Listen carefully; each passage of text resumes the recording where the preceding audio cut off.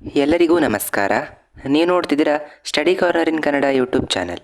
ನಾವು ಇಂದಿನ ವಿಡಿಯೋದಲ್ಲಿ 8ನೇ ತರಗತಿಯ ಪ್ರಥಮ ಭಾಷೆ ಕನ್ನಡ ವಿಷಯದ 3ನೆಯ ಗದ್ಯ ನೀರು ಕೊಡದ ನಾಡಿನಲ್ಲಿ ಈ ಒಂದು ಗದ್ಯ ಭಾಗದ ಸಂಪೂರ್ಣ ಅಭ್ಯಾಸದ ಪ್ರಶ್ನೋತ್ತರಗಳನ್ನು ನೋಡ್ತಾ ಇದ್ದೀವಿ. ಅದಕ್ಕೂ ಮೊದಲನೇದಾಗಿ ನೀವೇನಾದರೂ ಹೊಸಬರಾಗಿದ್ದರೆ ನಮ್ಮ ಚಾನಲ್ನ ತಪ್ಪದೇ ಸಬ್ಸ್ಕ್ರೈಬ್ ಆಗಿ, ಹಾಗೆ ನಿಮಗೆ ಈ ಒಂದು ವಿಡಿಯೋ ಉಪಯುಕ್ತ ಅನ್ನಿಸ್ತು ಅಂದರೆ ಲೈಕ್ ಮಾಡಿ, ನಿಮ್ಮ ಸ್ನೇಹಿತರೊಂದಿಗೆ ಶೇರ್ ಮಾಡಿ ಅಂತ ಹೇಳ್ತಾ ಬನ್ನಿ ಇವತ್ತಿನ ವಿಡಿಯೋನ ಶುರು ಮಾಡೋಣ. ಅಭ್ಯಾಸದ ಪ್ರಶ್ನೋತ್ತರಗಳು. ಅದರಲ್ಲಿ 1ನೆಯ ಪ್ರಶ್ನೆ ಅವಿಭಾಗದಲ್ಲಿತ್ತು, ಒಂದು ವಾಕ್ಯದಲ್ಲಿ ಉತ್ತರಿಸಿ. ಮೊದಲನೇ ಪ್ರಶ್ನೆ, ಎಲ್ಲೆಲ್ಲಿ ನೀರು ಕೊಡುವ ಸಂಪ್ರದಾಯವಿಲ್ಲ? ಉತ್ತರ, ಅಮೆರಿಕ ಮತ್ತು ಯುರೋಪಿನಲ್ಲಿ ನೀರು ಕೊಡುವ ಸಂಪ್ರದಾಯವಿಲ್ಲ. 2ನೇ ಪ್ರಶ್ನೆ, ಮನೆಗೆ ಬಂದವರನ್ನು ಹೇಗೆ ಸತ್ಕರಿಸುವ ಸಂಪ್ರದಾಯ ನಮ್ಮಲ್ಲಿದೆ? ಉತ್ತರ, ಮನೆಗೆ ಬಂದವರಿಗೆ ಮೊದಲು ನೀರು ಕೊಟ್ಟು ಸತ್ಕರಿಸುವ ಸಂಪ್ರದಾಯ ನಮ್ಮಲ್ಲಿದೆ. 3ನೇ ಪ್ರಶ್ನೆ, ವಿದೇಶಗಳಲ್ಲಿ ನೀರಿಗಿಂತ ಅಗ್ಗವಾಗಿ ಸಿಗುವುದೇನು? ಉತ್ತರ, ವಿದೇಶಗಳಲ್ಲಿ ನೀರಿಗಿಂತ ಅಗ್ಗವಾಗಿ ಕೋಲಾ ಸಿಗುತ್ತದೆ. 4ನೇ ಪ್ರಶ್ನೆ, ಭಾರತದಲ್ಲಿ ಇತ್ತೀಚೆಗೆ ಯಾವ ಹುನ್ನಾರ ನಡೆದಿದೆ? ಉತ್ತರ, ಭಾರತದಲ್ಲಿ ಇತ್ತೀಚೆಗೆ ಮನೆಯಲ್ಲಿ ಬರುವ ನಲ್ಲಿ ನೀರು ಶುದ್ಧವಲ್ಲ, ಅದನ್ನು ಕುಡಿಯಬಾರದು, ಶುದ್ಧ ನೀರನ್ನು ಬಾಟಲಿಯಲ್ಲಿ ಕೊಂಡು ಕುಡಿಯಬೇಕು ಎಂಬ ಹುನ್ನಾರ ನಡೆದಿದೆ. 5ನೇ ಪ್ರಶ್ನೆ, ಸರ್ವರಿಗೂ ವೇದ್ಯವಾಗಿರುವ ಅಂಶಗಳಾವುವು? ಉತ್ತರ, mother's day, father's day, Valentine's day ಆಚರಿಸುವುದು ಅಷ್ಟು ದೊಡ್ಡ ಅನಾಹುತವಾಗಿ ಕಾಣುವುದಿಲ್ಲ. ಈ ಹೊಸ ಹೊಸ ದಿನಗಳೆಲ್ಲ ಉಕ್ಕಿದ ಪ್ರೀತಿಯ ದ್ಯೋತಕವಲ್ಲ. ಗಿಫ್ಟ್, ಗ್ರೀಟಿಂಗ್ಸ್ ಕಾರ್ಡ್ ಮಾರುವ ಹೊಸ ಹುನ್ನಾರಗಳು ಸರ್ವರಿಗೂ ವೇದ್ಯವಾಗಿದೆ. 6ನೆಯ ಪ್ರಶ್ನೆ, ಲೇಖಕಿಗೆ ಹೋಟೆಲ್ನಲ್ಲಿ 4 ಲೋಟ ನೀರು ತಂದಿಟ್ಟಾಗ ಆದ ಅನುಭವವೇನು? ಉತ್ತರ, ಲೇಖಕಿಗೆ ಹೋಟೆಲ್ನಲ್ಲಿ 4 ಲೋಟ ನೀರು ತಂದಿಟ್ಟಾಗ ಅವರಿಗೆ ಬರೀ ಬಾಯಲ್ಲ, ಮನಸ್ಸೂ ತಂಪಾಯಿತು. ಮುಂದೆ ಆ ವಿಭಾಗ ಕೊಟ್ಟಿರುವ ಪ್ರಶ್ನೆಗಳಿಗೆ 2 ಅಥವಾ 3 ವಾಕ್ಯಗಳಲ್ಲಿ ಉತ್ತರಿಸಿ ಅಂತ ಕೊಟ್ಟಿದ್ದಾರೆ. ಮೊದಲನೆಯ ಪ್ರಶ್ನೆ, ವಿದೇಶಗಳಲ್ಲಿ ಬಾಯಾರಿಕೆಗೆ ಧಾರಾಳವಾಗಿ ಏನೇನು ದೊರೆಯುವುವು? ಉತ್ತರ, ಭಾರತದಿಂದ ಹೊರಗೆ ಕಾಲಿಟ್ಟರೆ ಉಳಿದೆಲ್ಲವೂ ನೀರು ಕೊಡದ ನಾಡುಗಳೇ. ವಿದೇಶಗಳಲ್ಲಿ ಬಾಯಾರಿಕೆಯನ್ನು ತಣಿಸಲು ಕೋಲಾಗಳು, ಫ್ರೆಂಚ್ ವೈನ್, ಬಿಯರ್, ಬಾಟಲಿಗಳಲ್ಲಿ ಹಣ್ಣಿನ ರಸ ಇವೆಲ್ಲವೂ ಧಾರಾಳವಾಗಿ ದೊರೆಯುತ್ತದೆ. 2ನೇ ಪ್ರಶ್ನೆ, ಗುರುದ್ವಾರಗಳ ಬಳಿ ಸ್ವಯಂ ಸೇವಕರು ಏನು ಮಾಡುತ್ತಿದ್ದರು? ಉತ್ತರ, ಗುರುದ್ವಾರಗಳ ಬಳಿ ಸ್ವಯಂ ಸೇವಕರು ನೀರಿನ ದೊಡ್ಡ ಕೊಳಾಯಿ ಹಿಡಿದು ನಿಲ್ಲಿಸಿದ ಆಟೋ, ಬಸ್ಸು ಹಾಗೂ ದಾರಿಹೋಕರಿಗೆಲ್ಲ ನೀರು ತುಂಬಿಸಿ ಕೊಡುತ್ತಿದ್ದರು. 3ನೇ ಪ್ರಶ್ನೆ, ಕೋಲಾಗಳ ಆಸೆಯಿಂದ ನಾವು ಏನೇನನ್ನೆಲ್ಲ ತೊರೆಯುತ್ತಿದ್ದೇವೆ? ಉತ್ತರ, ಭಾರತದಲ್ಲಿ ಇತ್ತೀಚೆಗೆ ಮನೆಯಲ್ಲಿ ಬರುವ ನೀರು ಅಶುದ್ಧ, ಅದನ್ನು ಕುಡಿಯಬಾರದು, ಶುದ್ಧ ನೀರನ್ನು ಬಾಟಲಿಯಲ್ಲಿ ಕೊಂಡು ಕುಡಿಯಬೇಕು ಎಂಬ ಹುನ್ನಾರ ನಡೆದಿತ್ತು. ಕೋಲಾಗಳ ಆಸೆಯಿಂದ ನಮ್ಮ ಎಳನೀರು, ಮಜ್ಜಿಗೆ, ಪಾನಕ, ಕಬ್ಬಿನ ಹಾಲು ಮತ್ತು ತಾಜಾ ಹಣ್ಣಿನ ರಸ ಇವೆಲ್ಲವನ್ನೂ ಕೂಡ ತೊರೆಯುತ್ತಿದ್ದೇವೆ. 4ನೇ ಪ್ರಶ್ನೆ, ನಾಗರಿಕತೆಯ ದೊಡ್ಡ ಅನಾಹುತಗಳಾಗಿ ಕಾಣಿಸಿಕೊಳ್ಳುತ್ತಿರುವ ಆಚರಣೆಗಳಾವು? ಉತ್ತರ, ಕೊಳ್ಳುಬಾಕತನ, ಲಾಭಖೋರತನದಂತಹ ರೋಗಗಳು ಸಾಂಕ್ರಾಮಿಕವಾಗಿ ಎಲ್ಲ ನೆಲದಲ್ಲೂ ಹರಡಿ ಭಾರತಕ್ಕೂ ಲಗ್ಗೆ ಇಟ್ಟಿವೆ. Mother's day, father's day, Valentine's day ಮೊದಲಾದವುಗಳು ನಾಗರಿಕತೆಯ ದೊಡ್ಡ ಅನಾಹುತಗಳಾಗಿ ಕಾಣಿಸಿಕೊಳ್ಳುತ್ತಿರುವ ಆಚರಣೆಗಳಾಗಿವೆ. ಈ ಹೊಸ ಆಚರಣೆಗಳು ಉಕ್ಕಿದ ಪ್ರೀತಿಯ ದ್ಯೋತಕವಲ್ಲ. ಗಿಫ್ಟ್, ಗ್ರೀಟಿಂಗ್ಸ್ ಕಾರ್ಡ್ ಮಾರುವ ಹೊಸ ಹೊಸ ಹುನ್ನಾರಗಳು ಸರ್ವರಿಗೂ ವೇದ್ಯವಾಗಿರುವ ಅಂಶಗಳಾಗಿವೆ.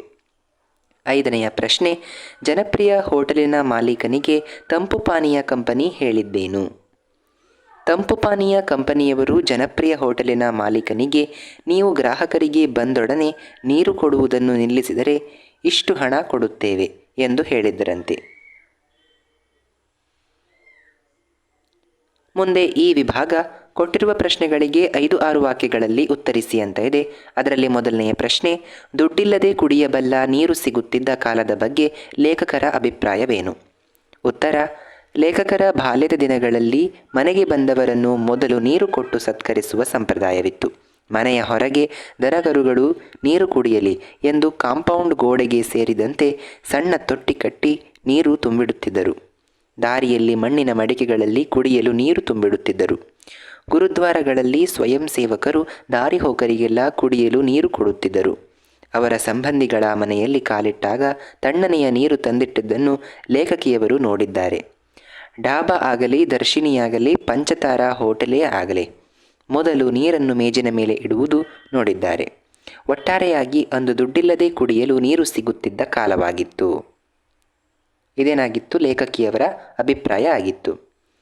ಮುಂದೆ ಎರಡನೇ ಪ್ರಶ್ನೆ, ಕಂಪನಿಗಳು ಅಪ್ಪಟ ಅಗತ್ಯದ ವಸ್ತುಗಳನ್ನು ಇವಿಲ್ಲದೆ ಬದುಕಿಲ್ಲ ಎಂಬಂತೆ ಹೇಗೆ ಬಿಂಬಿಸುತ್ತವೆ? ಉತ್ತರ, ನಮ್ಮ ಭಾರತೀಯ ಜೀವನ ಶೈಲಿಯನ್ನು, ನಂಬಿಕೆಯನ್ನು, ಮೌಲ್ಯಗಳನ್ನು, ಸಂಸ್ಕೃತಿಯ ಬುನಾದಿಯನ್ನು ಕೊಳ್ಳುಬಾಕತನ ಅಲುಗಾಡಿಸುತ್ತಿದೆ. ಅಗತ್ಯಗಳಲ್ಲಿ ನಡೆದು ಹೋಗುತ್ತಿದ್ದ ಬದುಕು ಇಂದು ಬೇಕುಗಳ ಬಲೆಗೆ ಬಿದ್ದಿವೆ. ಮಾರುಕಟ್ಟೆಗೆ ಬಂದದ್ದೆಲ್ಲವೂ ಬೇಕು ಅಗತ್ಯಗಳಾಗಿ ಹಾಗೂ ಅತ್ಯಗತ್ಯಗಳಾಗಿ ಬಲು ಜಾಣತನದಿಂದ ಬದಲಿಸುವ ಜಾಹೀರಾತುಗಳು ಮತ್ತೆ ಮತ್ತೆ ಬಿತ್ತರಿಸುತ್ತವೆ. ಹಾಗೂ ಆರಾಮ ಐಷಾರಾಮದ ಅಪ್ಪಟ ಅನಗತ್ಯದ ವಸ್ತುಗಳನ್ನು ಇವಿಲ್ಲದೆ ಬದುಕಿಲ್ಲ ಎಂಬಂತೆ ಬಿಂಬಿಸಲಾಗುತ್ತದೆ. ಮುಂದೆ ಮೂರನೆಯ ಪ್ರಶ್ನೆ, ಲೇಖಕಿಗೆ ಬೆಂಗಳೂರಿನಲ್ಲಿ ನೀರು ಕೊಡದ ಸಂಸ್ಕೃತಿಯ ಬಗ್ಗೆ ಆದ ಅನುಭವವನ್ನು ಬರೆಯಿರಿ. ಉತ್ತರ, ಬೆಂಗಳೂರಿನ ಮಹಾತ್ಮ ಗಾಂಧಿ ರಸ್ತೆಯ ಬಾಂಬೆ ಬಜಾರ್ ಎದುರಿನ ಪುಟ್ಟ ಜಾಯಿಂಟ್ನಲ್ಲಿ ಲೇಖಕರು ತಮ್ಮ ಮಗಳ ಜೊತೆ ಐಸ್ ಕ್ರೀಮ್ ತಿಂದು ನೀರು ಕೇಳಿದಾಗ ಅಲ್ಲಿನ ವೇಟರ್ ಮಿನರಲ್ ವಾಟರ್ ಎಂದು ಪ್ರಶ್ನಿಸಿದ. ಇಲ್ಲಪ್ಪ, ಸಾಮಾನ್ಯ ನೀರು ಎಂದಾಗ ಮಾಯವಾದ ವೇಟರ್ 15 ನಿಮಿಷಗಳಾದರೂ ಬರಲೇ ಇಲ್ಲ. ಕಾದು ಕಾದು ಸುಸ್ತಾಗಿ ಕೊನೆಗೆ ಬಿಲ್ಲು ಕೊಟ್ಟು ಹೊರಬರುವಾಗ ಅವನು ಮಿನರಲ್ ವಾಟರನ್ನು ಬೇರೆ ಬೇರೆ ಮೇಜಿಗೆ ಸರಬರಾಜು ಮಾಡುತ್ತಿದ್ದನು. ಅದೇ ರೀತಿ ಲೇಖಕರು ತಮ್ಮ ಗೆಳತಿ ಮಾಲತಿಯವರೊಡನೆ ಬೆಂಗಳೂರಿನ ಇಂದಿರಾನಗರದ ಮುಖ್ಯ ರಸ್ತೆಯ ಪುಟ್ಟ ಜಾಯಿಂಟ್ಗೆ ಹೋಗಿ ಹೊಸ ಬಗೆಯ ಐಸ್ ಕ್ರೀಮ್ ತಿನ್ನುವ ಬಯಕೆಯಿಂದ ಹೊಕ್ಕಾಗ ಲೇಖಕರ ಸ್ನೇಹಿತೆ ಮಾಲತಿಯವರು ಮಿಸಿಸಿಪಿ ಮಡ್ ಪೀ ಐಸ್ ಕ್ರೀಮ್ ಆರ್ಡರ್ ಮಾಡಿದರು. ಸರ್ವ್ ಮಾಡುತ್ತಿದ್ದ ಹುಡುಗಿ ಒಂದು ಪಿಂಗಾಣಿ ತಟ್ಟೆಯಲ್ಲಿ ಕೇಕ್ ಮತ್ತು ಐಸ್ ಕ್ರೀಮ್ ಇರಿಸಿ ಮೇಲೆ ಕೋಕೋ ಪುಡಿ ಉದುರಿಸಿ ತಂದಿಟ್ಟಳು. ಲೇಖಕರು ನೀರು ಕೊಡಲು ಕೇಳಿದಾಗ ಆ ಹುಡುಗಿ ಮಿನರಲ್ ವಾಟರ್, ನಮ್ಮಲ್ಲಿ ಸಾಧಾರಣ ನೀರು ಇಲ್ಲ ಎಂದಳು. ಹೀಗೆ ಬೆಂಗಳೂರಿನಲ್ಲಿ ಲೇಖಕರಿಗೆ ನೀರು ಕೊಡದ ಸಂಸ್ಕೃತಿಯ ಬಗ್ಗೆ ಅನುಭವ ಆಗಿದೆ. ಮುಂದೆ ಈ ವಿಭಾಗ ಖಾಲಿಬಿಟ್ಟ ಜಾಗಗಳನ್ನು ಸೂಕ್ತ ಉತ್ತರಗಳಿಂದ ತುಂಬಿರಿ. ಮೊದಲನೇದು, ಭಾರತದಿಂದ ಹೊರಗೆ ಕಾಲಿಟ್ಟರೆ ಉಳಿದವೆಲ್ಲವೂ ಡ್ಯಾಶ್ ಯಾವುದು ನೀರು ಕೊಡದ ನಾಡುಗಳು. ಎರಡನೇದು, ಈ ದೇಶಗಳಲ್ಲಿ ಮನೆಯ ಡ್ಯಾಶ್ ಬರುವ ನೀರನ್ನು ಕುಡಿಯುವುದಿಲ್ಲ, ನಲ್ಲಿಯಲ್ಲಿ ಬರುವಂತಹ ನೀರನ್ನು. ಮೂರನೇ ಪ್ರಶ್ನೆ, ಗ್ರೀಟಿಂಗ್ಸ್ ಕಾರ್ಡ್ ಮಾರುವ ಹೊಸ ಡ್ಯಾಶ್ ಸರ್ವರಿಗೂ ವೇದ್ಯವಾಗಿದೆ. ಏನು? ಹುನ್ನಾರಗಳೆಂದು. ಗ್ರೀಟಿಂಗ್ಸ್ ಕಾರ್ಡ್ ಮಾರುವ ಹೊಸ ಹುನ್ನಾರಗಳೆಂದು ಇದು ಸರ್ವರಿಗೂ ವೇದ್ಯವಾಗಿದೆ. ನಾಲ್ಕನೇದು, ಸ್ಯಾಂಡ್ವಿಚ್ ಬರ್ಗರ್ ಜೊತೆಗೆ ದೊಡ್ಡ ಗಾತ್ರದ ಡ್ಯಾಶ್ ನೀಡುತ್ತಾರೆ. ಏನು ಕೊಡ್ತಾರೆ? ಕೋಲಾ, ದೊಡ್ಡ ಗಾತ್ರದ ಕೋಲಾವನ್ನು ನೀಡುತ್ತಾರೆ.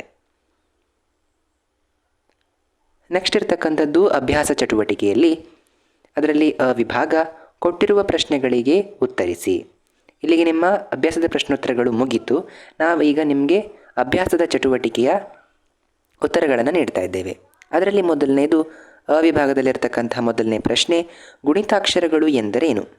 ಉತ್ತರ, ವ್ಯಂಜನಾಕ್ಷರಗಳಿಗೆ ಸ್ವರಾಕ್ಷರಗಳು ಸೇರಿ ಆಗುವ ಅಕ್ಷರಗಳಿಗೆ ಗುಣಿತಾಕ್ಷರಗಳು ಎನ್ನುತ್ತೇವೆ. ಎರಡನೇ ಪ್ರಶ್ನೆ, ಸಂಯುಕ್ತಾಕ್ಷರ ಎಂದರೇನು? ಉದಾಹರಣೆ ಕೊಡಿ. ಉತ್ತರ, 2 ಅಥವಾ 2ಕ್ಕಿಂತ ಹೆಚ್ಚು ವ್ಯಂಜನಗಳಿಗೆ ಒಂದು ಸ್ವರ ಸೇರಿ ಆಗುವ ಅಕ್ಷರವೇ ಸಂಯುಕ್ತಾಕ್ಷರ. ಇದನ್ನು ಒತ್ತಕ್ಷರವೆಂದು ಕರೆಯುತ್ತಾರೆ. ಉದಾಹರಣೆಗೆ ಅಜ್ಜ, ಅನ್ಯ, ಕಬ್ಬಿಣ, ಅಪ್ಪ, ರಾಜ್ಯ, ಅಸ್ತ್ರ, ಅತ್ಯುನ್ನತ ಇತ್ಯಾದಿಗಳು. ಮುಂದೆ ಮೂರನೆಯ ಪ್ರಶ್ನೆ, ದೇಶ್ಯ ಮತ್ತು ಅನ್ಯದೇಶೀಯ ಪದಗಳನ್ನು ಪಟ್ಟಿ ಮಾಡಿ. ಉತ್ತರ, ದೇಶ್ಯ ಪದಗಳು. ದೇಶ್ಯ ಪದಗಳು ಅಂದರೆ ಏನು? ಆಯಾ ಭಾಷೆಯ ಮೂಲ ಪದಗಳನ್ನು ದೇಶ್ಯ ಪದಗಳು ಅಂತ ಕರೀತಾರೆ. ಸಂಖ್ಯಾ ಪದಗಳು ಅಂದರೆ 1ರಿಂದ 999ರವರೆಗೆ ಇರ್ತಕ್ಕಂಥದ್ದು ಕೂಡ ದೇಶ್ಯ ಪದಗಳೇ ಆಗಿವೆ. ಈ ಅಂಗಗಳ ಹೆಸರುಗಳು ಅಂದರೆ ಕೈ, ಕಾಲು, ಬಾಯಿ ಇತ್ಯಾದಿಗಳು ಕೂಡ ದೇಶ್ಯ ಪದಗಳೇ.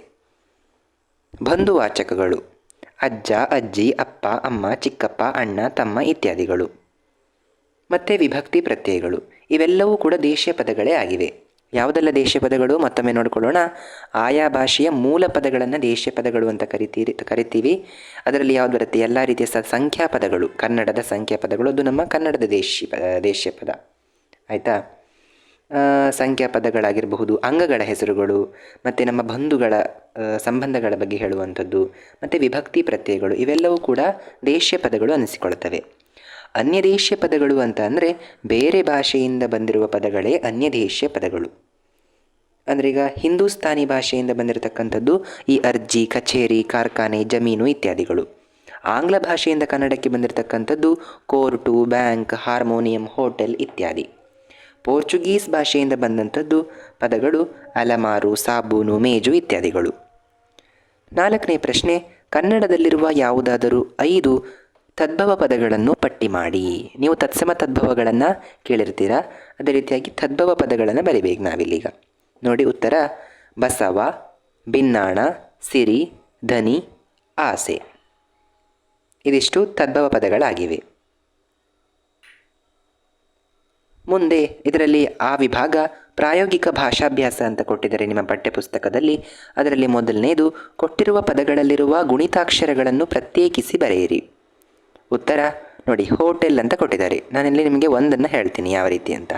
ಹೋ ಅಂತ ಇದೆ. ಇಲ್ಲಿ ಯಾವ ಒಂದು ವ್ಯಂಜನವನ್ನು ಬಳಸಿದ್ದಾರೆ? ಹ ಅಲ್ವಾ? ಆ ಹ ಅನ್ನು ನಾವು ಈ ರೀತಿಯಾಗಿ ಬರಿಬೇಕು. ಅನಂತರ ಪ್ಲಸ್, ಅಲ್ಲಿ ಓ ಸ್ವರಾಕ್ಷರ ಸೇರಿದೆ ಅದಕ್ಕೆ, ಅವೆರಡು ಸೇರಿ ಅಲ್ಲಿ ಹೋ ಆಗಿದೆ. ಆಯಿತಾ? ನಂತರ ಪ್ಲಸ್ ಅಲ್ಲಿ ಟೇ ಅಂತ ಇದೆ ಅಲ್ವಾ? ಸೊ ಹಾಗಾಗಿ ಟ ಅನ್ನುವಂತಹ ಒಂದು ವ್ಯಂಜನ ಪ್ಲಸ್ ಎ ಅನ್ನುವಂತಹ ಸ್ವರ ಇದು ಸೇರಿ ಟೇ ಆಗಿದೆ. ಮುಂದೆ ಲ ಅಂತಕ್ಕಂತಹ ಈ ಒಂದು ಪದ ಸೇರಿ ಇದೊಂದು ವ್ಯಂಜನ, ಇದೊಂದು ಸೇರಿ ಇಲ್ಲಿ ಹೋಟೆಲ್ ಅಂತಕ್ಕಂತಹ ಪದ ರೂಪುಗೊಂಡಿದೆ. ಇದೇ ರೀತಿಯಾಗಿ ಈ ಎಲ್ಲ ಪದಗಳನ್ನು ನೀವು ಈ ರೀತಿಯಾಗಿ ಬಿಡಿಸಿ ಬರೆಯಬಹುದು. ನೀವು ನಿಧಾನವಾಗಿ ಕೂತ್ಕೊಂಡು ವಿಡಿಯೋವನ್ನು ಪಾಸ್ ಮಾಡಿ ಇದನ್ನು ನೀವು ಕ್ಲಿಯರಾಗಿ ನೋಡಿಕೊಳ್ಳಿ. ಆಯಿತಾ? ಮುಂದೆ 2ನೇ ಪ್ರಶ್ನೆ, ಕೊಟ್ಟಿರುವ ಪದಗಳಲ್ಲಿ ದೇಶೀಯ ಮತ್ತು ಅನ್ಯದೇಶೀಯ ಪದಗಳನ್ನು ಆರಿಸಿ ಬರೆಯಿರಿ. ನೋಡಿ ಯಾವುದೆಲ್ಲ ಪದಗಳನ್ನು ಕೊಟ್ಟಿದ್ದಾರೆ: ದೊಡ್ಡದು, ಬಸ್ಸು, ಬರ್ಗರ್, ಪಾನಕ, ವಾಟರ್, ಸಣ್ಣ. ನೋಡಿ ಅದರಲ್ಲಿ ದೇಶೀಯ ಪದಗಳು ಮತ್ತು ಅನ್ಯದೇಶೀಯ ಪದಗಳು ಅಂತ ಇದೆ. ದೇಶೀಯ ಪದಗಳಲ್ಲಿ ಯಾವುದೆಲ್ಲ ಬರ್ತವೆ ಅಂದರೆ ದೊಡ್ಡದು, ಪಾನಕ, ಸಣ್ಣ, ಹುನ್ನಾರ. ಅನ್ಯದೇಶೀಯ ಪದಗಳು ಯಾವ್ಯಾವುದು? Bus, burger, water. ಇದಿಷ್ಟಾಗಿತ್ತು ಈ ಒಂದು ದೇಶೀಯ ಮತ್ತು ಅನ್ಯದೇಶೀಯ ಪದಗಳನ್ನು ವಿಂಗಡಿಸಿ ಬರೆಯುವಂಥದ್ದು. ಇದಿಷ್ಟಾಗಿತ್ತು ನಿಮ್ಮ ನೀರು ಕೊಡದ ನಾಡಿನಲ್ಲಿ ಈ ಒಂದು ಪಾಠದ ಸಂಪೂರ್ಣ ಅಭ್ಯಾಸದ ಪ್ರಶ್ನೋತ್ತರಗಳು. ಜೊತೆಗೆ ಅಭ್ಯಾಸ ಚಟುವಟಿಕೆ ಮತ್ತು ಭಾಷಾಭ್ಯಾಸದ ಎಲ್ಲ ಪ್ರಶ್ನೋತ್ತರಗಳನ್ನು ಇಂದಿನ ವಿಡಿಯೋದಲ್ಲಿ ಬಿಡಿಸಿದ್ದೀವಿ. ನಿಮಗೆ ಇನ್ನು ಉಳಿದ ಎಲ್ಲ ಪಾಠಗಳ ಮತ್ತು ಪದ್ಯಗಳ ಅಭ್ಯಾಸದ ಪ್ರಶ್ನೋತ್ತರಗಳು ಬೇಕು ಅಂದರೆ, ಹಾಗೂ ಇನ್ನು ಪರೀಕ್ಷೆಗೆ ಸಂಬಂಧಿಸಿದ ಮಾಹಿತಿಗಳು ಬೇಕು ಅಂದರೆ ದಯವಿಟ್ಟು ನಮ್ಮ ಚಾನಲ್ನ ಸಬ್ಸ್ಕ್ರೈಬ್ ಆಗಿ. ಹಾಗೆ ಈ ಒಂದು ವಿಡಿಯೋ ನಿಮಗೆ ಉಪಯುಕ್ತ ಆಗಿತ್ತು ಅಂತ ನಾನು ಭಾವಿಸ್ತೀನಿ. ಹಾಗಾಗಿ ತಪ್ಪದೆ ನೀವು ಲೈಕ್ ಮಾಡಿ ಅಂತ ಹೇಳ್ತಾ ಬನ್ನಿ ಇವತ್ತಿನ ವಿಡಿಯೋನ ಇಲ್ಲಿಗೆ ಮುಗಿಸೋಣ. ಎಲ್ಲರಿಗೂ ಧನ್ಯವಾದಗಳು. Thank you for watching.